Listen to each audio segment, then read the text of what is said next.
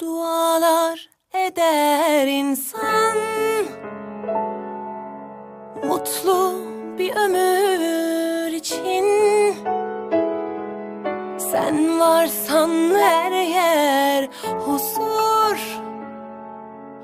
huzurla yanar içim.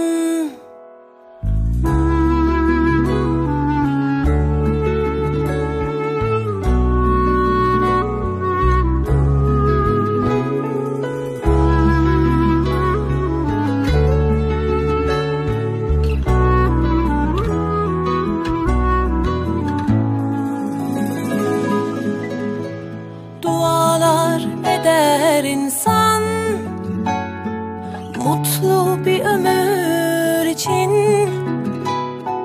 Sen varsan her yer huzur, huzurla yanar içim. Çok şükür, bin şükür seni bana verene. Yazmasın tek günümü sensiz kadere. Ellerimiz bir, gönüllerimiz bir. Ne dağlar, denizler engeldir sevene. Bu şarkı kalbimin tek sahibine. Ömürlük yarime, gönül eşime. Bahar sensin bana, gülüşün cennet. Melekler nur saçmış aşkın yüzüne.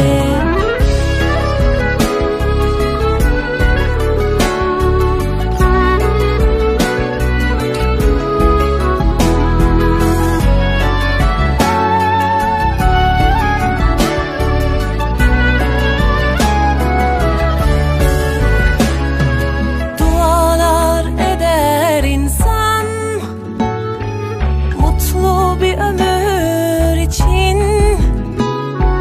Sen varsan her yer huzur, huzurla yanar içim. Çok şükür, bin şükür seni bana verene.